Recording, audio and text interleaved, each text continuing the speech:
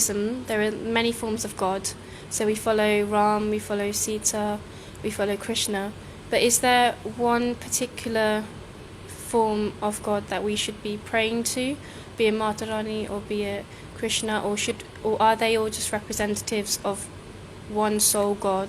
Okay, this question actually worries or confuses a lot of Hindu youngsters. And forget about Hindus, it confuses the non-Hindus even more.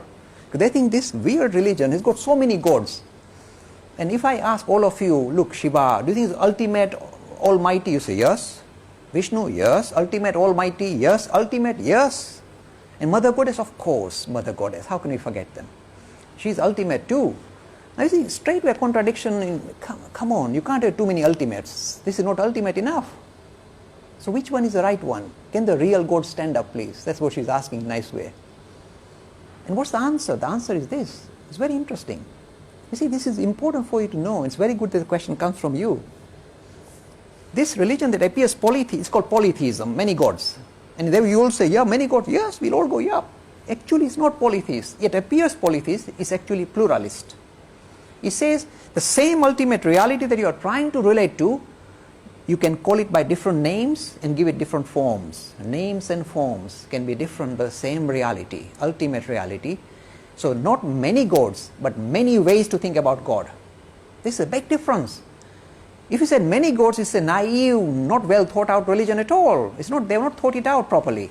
When I say many ways to think about God, that's grand, it's majestic. It allows different individuals to relate to the idea of spirituality in his own individual mode. So a different group will say, oh, we love Krishna, okay, sing his glory. Oh no, we like Shiva. Go for it, my friends. The way you are relating to the ultimate is through the name and form of Shiva. Go for it. This is the answer. The name the Hindus give the comprehensive idea of God is, you'll be surprised, is Brahman. Now the word Brahman, there is no person, like Brahma is a different person, not Brahma. We're talking Brahman, Brahma.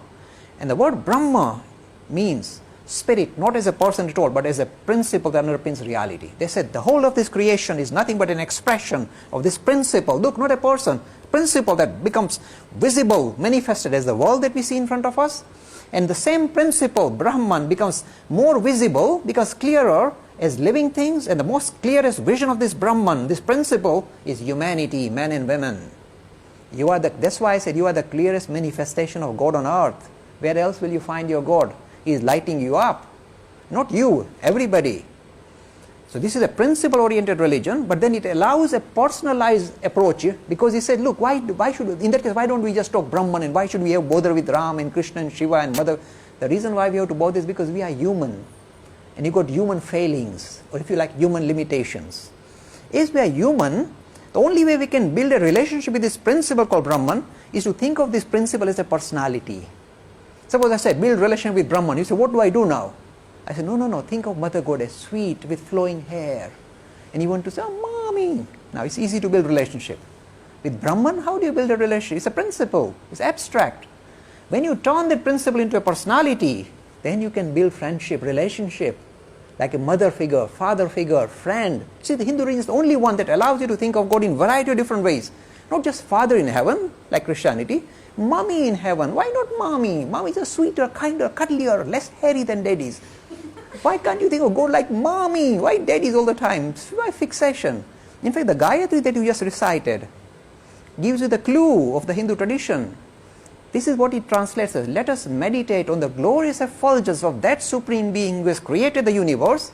May she enlighten our hearts and direct our understanding. She, addressing God as she. The central prayer of the Hindus think God is a woman. See? Because we are human, we like to relate to this principle in a human manner. That's why we create all this imagery. Let's go for it. The same one becomes all this. People say, how do you reconcile principle and personality? This is how we reconcile. It's like ice and water. Water is fuzzy, no shape, nothing, just fuzzy. When you freeze it, it can take on different forms. It's the love of the devotee that freezes this principle called Brahman into the various forms that he likes. Suppose I like to think God as Shiva. This principle reduces itself and becomes Shiva and comes in front of me and interacts with me. This is Hinduism. The love of the devotee freezes this principle into the personality of his choice. See the power of religion. Real democracy, spiritual democracy.